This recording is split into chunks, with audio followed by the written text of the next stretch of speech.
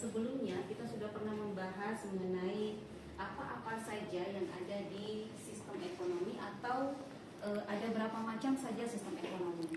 Baik, untuk pertemuan kali ini kita akan membahas atau adapun pembahasan pada kali ini yang pertama yaitu ada macam-macam dari sistem ekonomi, yang kedua faktor penyebab timbulnya sistem ekonomi, dan yang ketiga negara-negara penganut sistem ekonomi.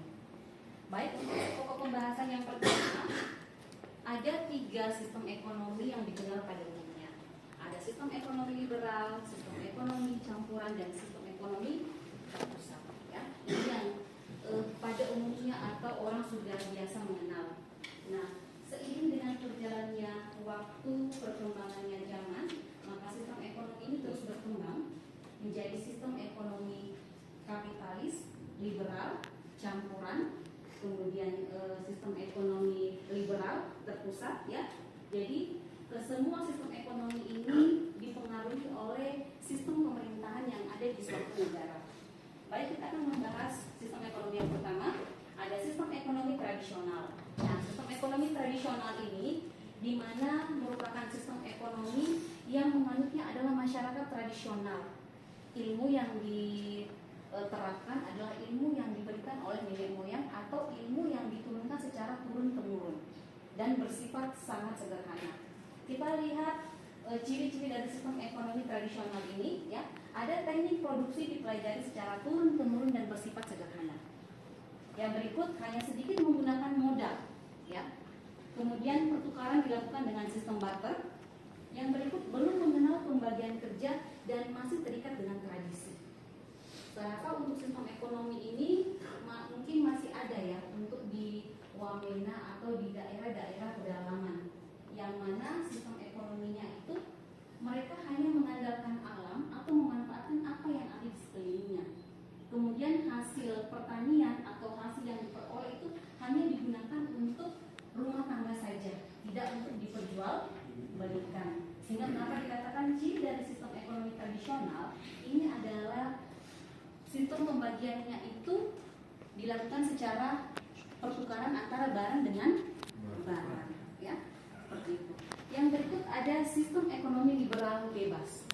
Nah, sistem ekonomi ini merupakan sistem ekonomi di mana seluruh kegiatannya, mulai dari produksi, distribusi sampai dengan konsumsi, diserahkan sepenuhnya kepada mekanisme pasar. Jadi, segala kegiatan ini tidak ada campur tangan dari pemerintah. Semua yang mengelola adalah pihak swasta. Nah, hanya kelemahan untuk sistem ekonomi liberal itu, ketika ada masyarakat atau individu atau sekelompok orang yang memiliki modal besar, maka dialah yang akan menguasai pasar. Karena kenapa mereka memiliki modal dan mampu untuk membeli atau memodali segala kebutuhan yang ada di dalam pasar. Seperti itu, ya. Baik, kita lihat ciri-cirinya, ya.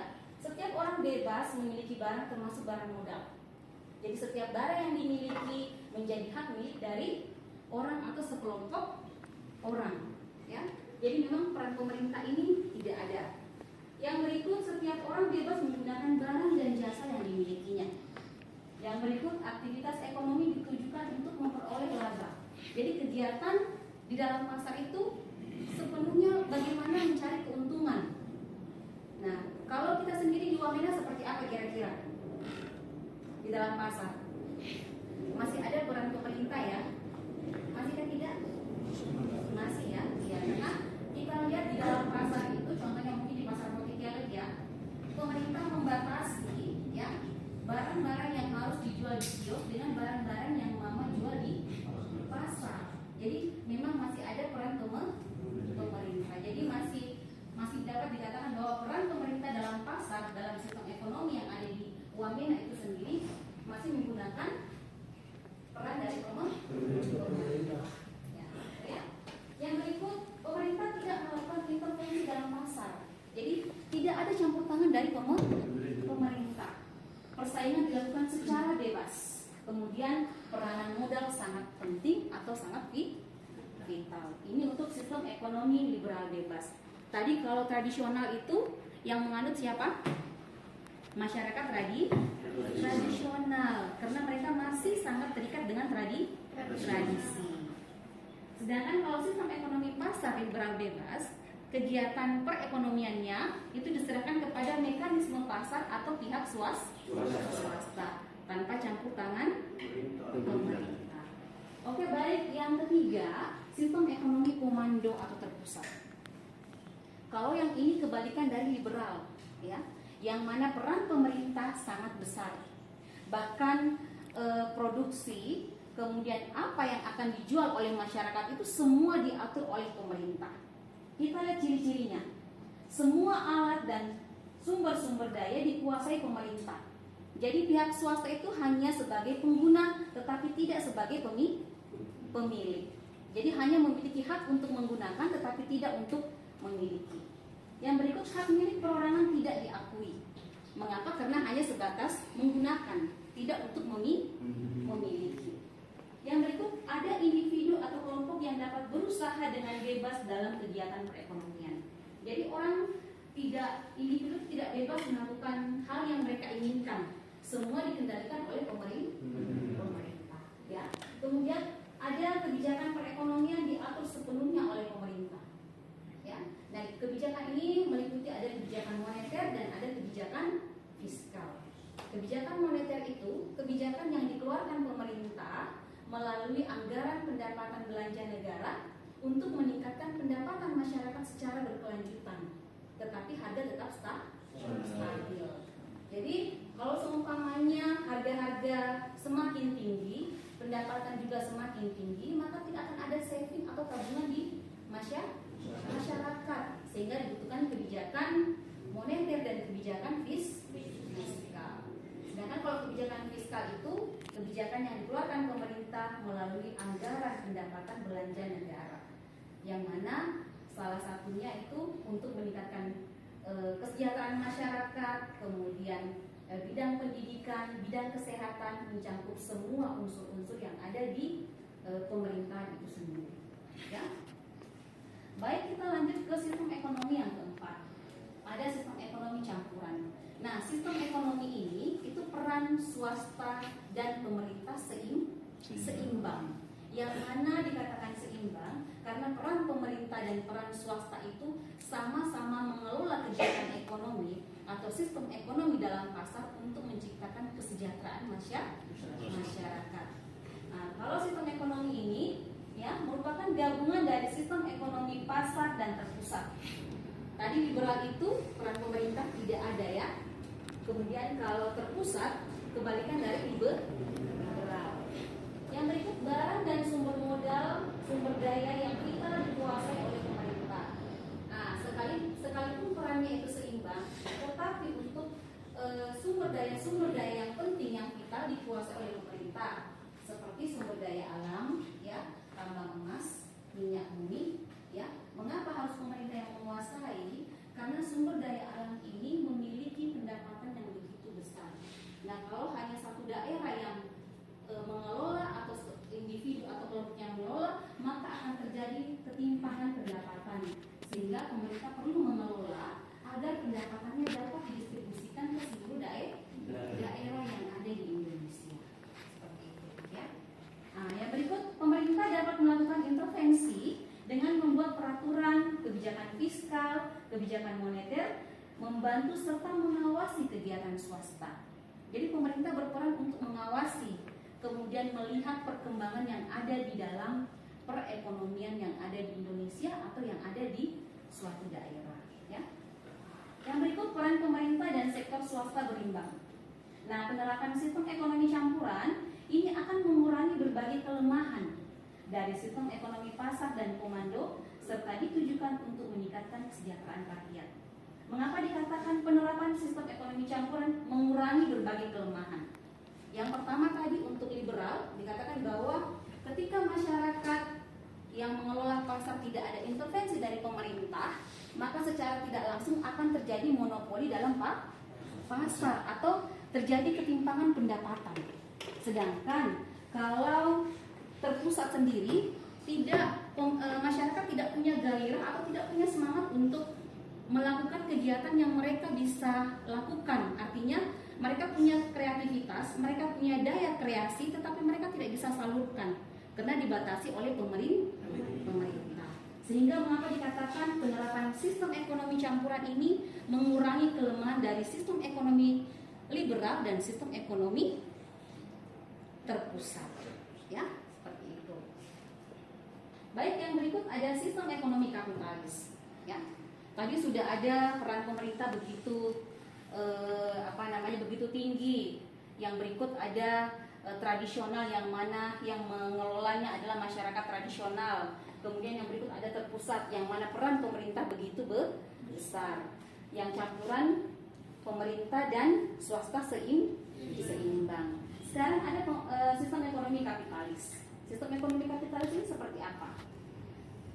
Di atas dikatakan bahwa sistem ekonomi yang memberikan kebebasan secara penuh kepada setiap orang untuk melakukan kegiatan perekonomian. Ini hampir sama dengan apa? Liberal bebas, hampir sama ya, karena memberikan kebebasan kepada setiap orang atau kelompok untuk melakukan kegiatan perekonomian. Nah, hanya saja di mana letak perbedaannya? Apa perbedaan antara kapitalis dan liberal? Kalau kapitalis itu, ya, peran swasta sangat tinggi, tetapi dibarengi dengan peran pemerintah. Jadi peran pemerintah sangat kecil ini. Campur tangan pemerintah diusahakan sekecil mungkin. Kalau liberal, peran pemerintah tidak ada. Nah, kalau kapitalis itu masyarakat diberikan kebebasan untuk melakukan jual beli, untuk melakukan kegiatan dalam pasar, tetapi ada peran pemerintah, tapi hanya minim atau hanya kecil, ya. Ini. Oke, baik, yang berikut ya. Di sini pasar berfungsi memberikan signal kepada produsen dan konsumen dalam bentuk harga-harga. Nah, signal itu seperti apa? Memberikan kode, ya. Contohnya kalau kita biasa berbelanja di pasar putih kelek gimana? Sebelum kita menawar, mama-mama sudah memberikan signal biasanya. Ayo, ini harganya satu tumpuk 10.000, ya. Ayo, ini harganya 5.000, ini harganya sekian. Jadi tidak beragam ya. Di pasar putih kelek itu tidak beragam. Ada yang harganya 5.000 satu tumpuk, ada yang 10.000 satu tumpuk. Nah, ini dikatakan bahwa pasar memberikan signal kepada produsen, ya, produsen memberikan signal kepada konsumen dalam bentuk harga-harga. Ini ya. Baik, yang berikut kita akan melihat sistem ekonomi sosialis, ya. Apa itu sistem ekonomi sosialis?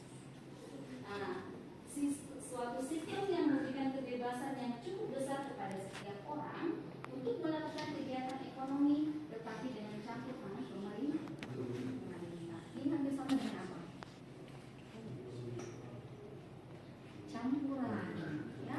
Jadi kan kalau campuran memberikan kebebasan yang cukup besar, tetapi campur tangan pemerintah. Kalau kapitalis tadi peran pemerintah minim atau sedikit. Kalau sosialis itu peran pemerintah hampir seimbang. Jadi hampir sama dengan campuran. Mengapa dikatakan? Terus apa perbedaannya? Kenapa harus ada campuran dan harus ada sosialis? Kalau campuran ini, kalau sosialis ini dia lebih kepada, jadi ketika perekonomian berjalan lancar, maka pelan-pelan pemerintah mengurangi perannya untuk menstimulasi atau menstimulus perekonomian di dalam pasar. Tetapi ketika dalam pasar terjadi gejolak perekonomian, terjadi inflasi, maka pemerintah melakukan perannya, menangani atau mengambil alih pasar untuk menstabilkan perekonomian dalam pasar. Jadi kalau ini kadang sistem campur tangan pemerintah 70%, swasta 30%, tetapi ketika perekonomian stabil maka peran pihak swasta 70%, peran pemerintah 30%. Jadi kalau ini tidak seimbang. Kalau campuran dia seimbang, ya. Seperti itu. Baik, kita lihat ciri-cirinya. Lebih mengutamakan kebersamaan. Peran pemerintah aktif, sifat manusia ditentukan oleh pola produksi. Ya, jadi mengapa dikatakan sifat manusia ditentukan oleh pola produksi? Pola produksi ini lebih kepada biasanya ketika kita mengkonsumsi suatu barang, biasanya kalau ada barang-barang yang viral misalnya makanannya, maka barang-barang itu tingkat peminatnya akan lebih tinggi dibanding dengan yang lain. Jadi konsumsi mereka berada, ya, seperti itu. Yang berikut, faktor penyebab timbulnya sistem ekonomi. Mengapa sistem ekonomi itu ada dan apa yang menjadi latar belakang sehingga sistem ekonomi itu harus ada? Yang pertama, ya, ada tidaknya campur tangan pemerintah dalam kegiatan ekonomi. Kalau Anda berada di suatu negara, berada di suatu daerah, atau berada di suatu pasar, ingin melihat sistem ekonomi apa yang berlaku di pasar itu, di daerah itu, atau di negara itu, coba lihat campur tangan pemerintahnya dalam kegiatan ekonomi. Ibu mau tanya dulu, kalau kita di Indonesia, kira-kira sistem ekonomi apa yang digunakan? Ya, Pancasila, ya ada. Karena mengapa dikatakan Pancasila? Karena kita memiliki filosofi Pancasila. Dan mengapa dikatakan sistem pemerintahan di Indonesia adalah sistem ekonomi Pancasila atau sistem politik Pancasila. Nah, di sini ya kita lihat Pancasila berarti apakah peran pemerintah itu sangat dominan dalam sistem politiknya? Tidak, ya? Buktinya apa? Dalam pemilihan pejabat-pejabat negara, peran swasta juga dilibatkan, ya, sebagai penentu suara dalam sistem politik. Sehingga sistem ekonomi yang ada di Indonesia adalah sistem ekonomi Pancasila, ya. Jadi sistem ekonomi campuran atau sistem ekonomi sosialis berlandaskan pada Pancasila, ya, seperti itu. Baik, yang berikut kita lihat sistem pemerintahan yang dianut oleh suatu negara. Nah, ini tergantung dari sistem pemerintahan yang dianut suatu negara. Itu melihat di mana, ya? Di Cina, ya. Sistem pemerintahannya itu mereka lebih kepada komando. Jadi segala sesuatunya yang mengatur adalah pemerintah. Jadi secara otomatis sistem ekonomi yang dianut adalah sistem ekonomi komando atau terpusat. Karena sistem pemerintahannya adalah sistem ekonomi komando atau terpusat. Jadi secara tidak langsung sistem ekonomi yang digunakan adalah sistem ekonomi sistem ekonomi komando. Yang berikut, kepemilikan negara terhadap faktor-faktor produksi. Jadi yang menentukan sistem ekonomi di suatu negara, suatu daerah itu tergantung dari faktor-faktor produksi yang dimiliki. Misalnya di Timika sana ada tambang apa? Tambang emas, ya. Nah, ketika dilihat lagi, apakah sama sistem ekonomi yang ada di Timika dengan yang ada di Wamena? Tentu tidak sama. Kalau di Timika, peran pemerintah lebih aktif karena ada sumber daya yang harus mereka kuasai, yang harus mereka kelola. Sedangkan masyarakat hanya sebatas sebagai tenaga kerja, ya. Jadi tidak bisa memiliki, tetapi tetap daerah itu mesejahterakan masyarakat, kemudian pendapatan yang diperoleh juga akan masuk ke dalam kas negara dan akan didistribusikan kepada beberapa daerah yang ada di seluruh Indonesia, ya. Seperti itu. Yang berikut, sumber daya yang ada dalam suatu negara, baik sumber daya manusia maupun sumber daya alam yang dimiliki, ya. Nah, ini Ibu mau tanya dulu. Contohnya mungkin negara A dan negara B. Negara A ini masyarakatnya memiliki kreativitas yang begitu tinggi. Mereka sudah menguasai IT, ya. Menurut kalian sistem ekonomi apa yang sebaiknya diterapkan di negara tersebut? Ya? Ada yang bisa angkat tangan untuk negara A ini? Jadi masyarakatnya itu atau sumber daya manusia itu mereka menguasai IT, menguasai komputer, mereka mampu membuat segala sesuatu itu memudahkan pekerjaan manusia termasuk membuat robot. Jadi kira-kira untuk sistem ekonomi apa yang baik diterapkan di negara A ini? Ya? Iya, bisa kapitalis, ya. Kalau campuran Ibu belum kurang setuju, ya, karena campuran kan berimbang.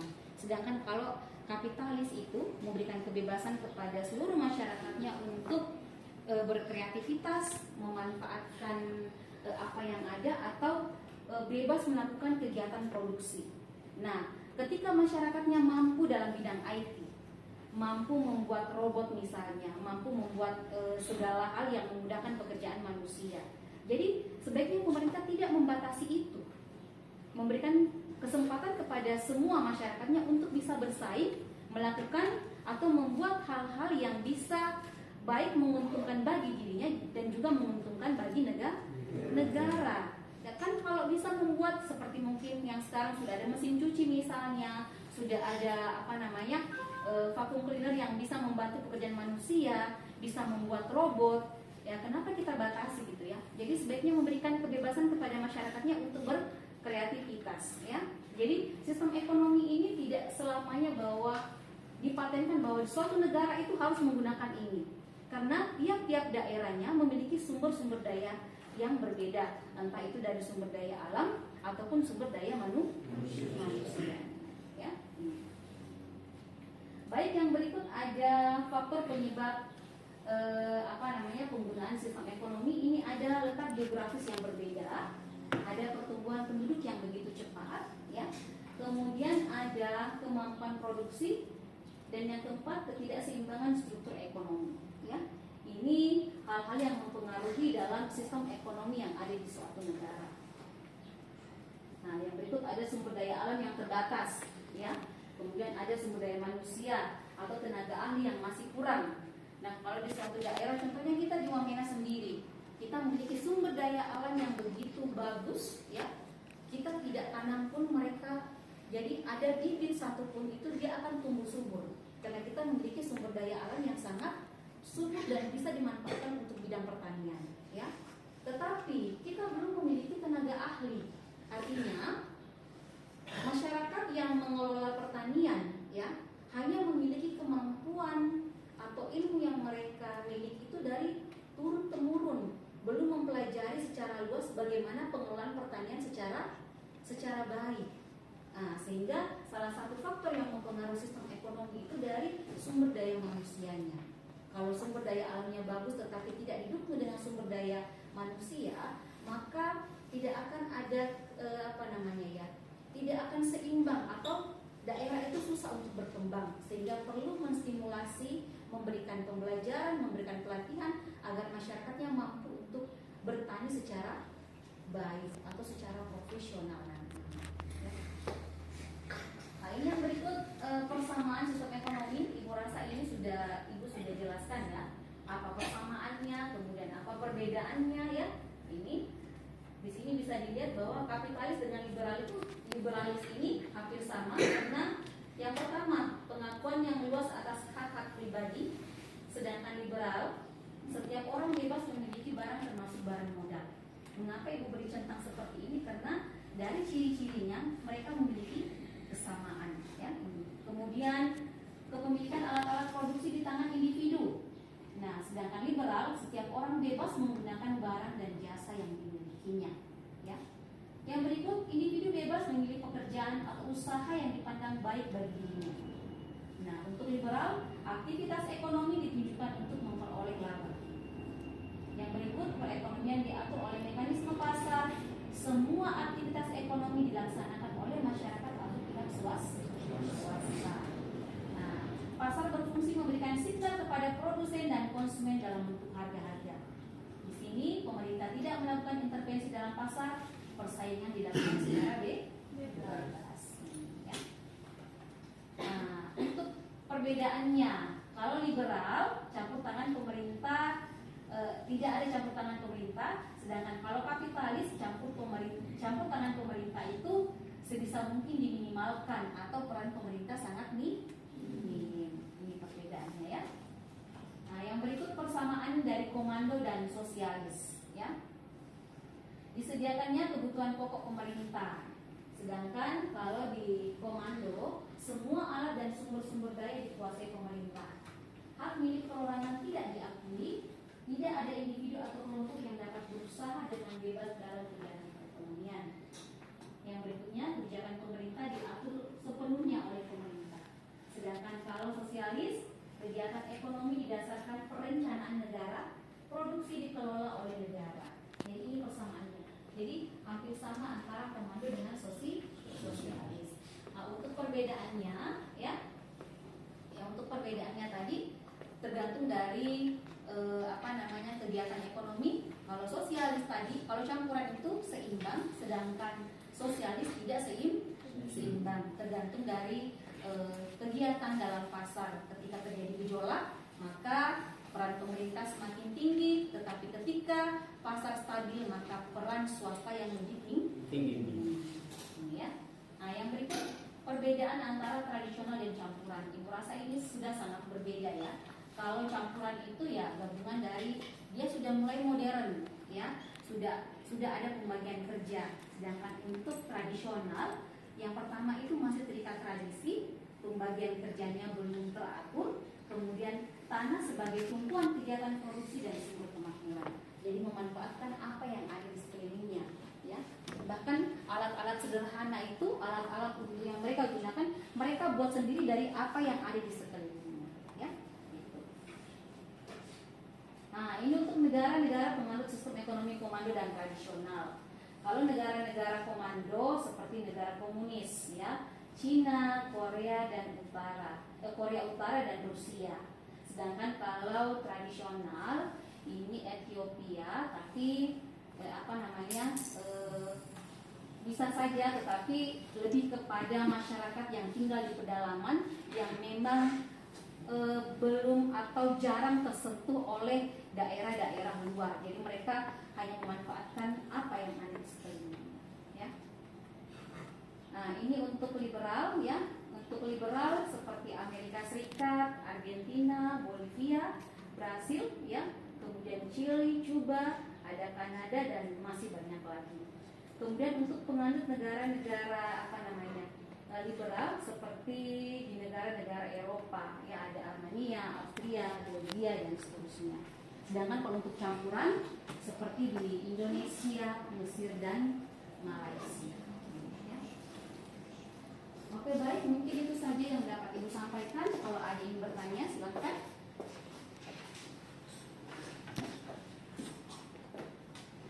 Baik, kalau tidak ada, Ibu akan berikan tugas ya. Nanti minggu depan kita akan praktek ke Pasar Potikelek ya. Itu nanti formatnya Ibu akan bagikan ke grup WhatsApp. Nanti silakan bisa di-download ya, kemudian di-print. Kemudian minggu depan kita akan berangkat ke Pasar Potikelek untuk melihat sistem ekonomi apa yang berlaku di sana dengan mencantumkan ciri-ciri apa yang ada di Pasar Potikelek. Siap ya minggu depan ya? Iya. Kemudian 2 minggu ke depannya kalian akan presentasi laporan sesuai dengan data yang kalian peroleh di Pasar Potikelek. Bisa ya? Baik, mungkin itu saja dari Ibu ya, sampai ketemu minggu depan. Ibu mau bertanya? Oh iya, bisa. Kira-kira di minggu depan hari apa ya? Hari yang sama. Jadi kita nanti bisa berkumpul di kampus ini, kemudian sama-sama berangkat ke Pasar Potikelek. Gitu ya. Masih ada pertanyaan lagi? Kalau tidak ada, Ibu rasa cukup ya pertemuan kali ini. Sampai ketemu minggu depan. Ya, Ibu akhiri. Assalamualaikum warahmatullahi wabarakatuh dan selamat pagi.